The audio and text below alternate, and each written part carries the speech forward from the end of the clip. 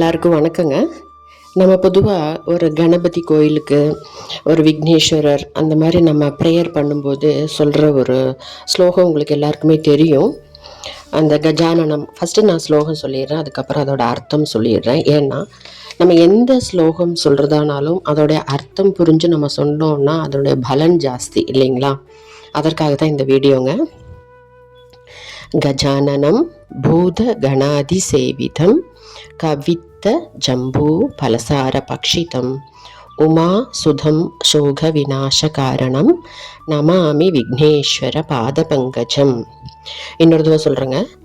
கஜானனம் பூத கணாதி சேவிதம் கபித்த ஜம்பூ பலசார பக்ஷிதம் உமா சுதம் சோக விநாச காரணம் நமாமி விக்னேஸ்வர பாத பங்கஜம். நம்ம கணபதியை நோக்கி தினமுமே இந்த ஸ்லோகம் சொல்கிறது ரொம்ப ரொம்ப நமக்கு நம்மளுடைய வாழ்க்கையை மேம்படுத்தும்.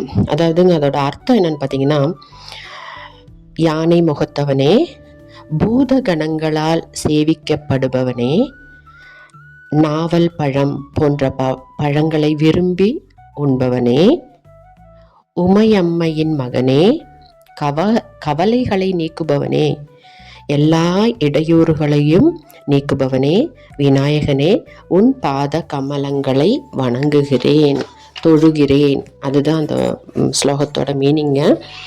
அதாவதுங்க, இப்போ நம்ம ஒரு ஸ்லோகம் சொல்கிறோம், அதனுடைய அர்த்தம் புரிஞ்சு நம்ம இதுதான் சொல்கிறோம், கடவுள்கிட்ட இதுதான் வேண்டுறோம் அப்படிங்கிறத நம்ம மனசில் அந்த மீனிங்கை புரிஞ்சுக்கிட்டு சொல்கிறதுக்கு அதுக்கு இன்னும் பலன் ஜாஸ்தி இல்லைங்களா?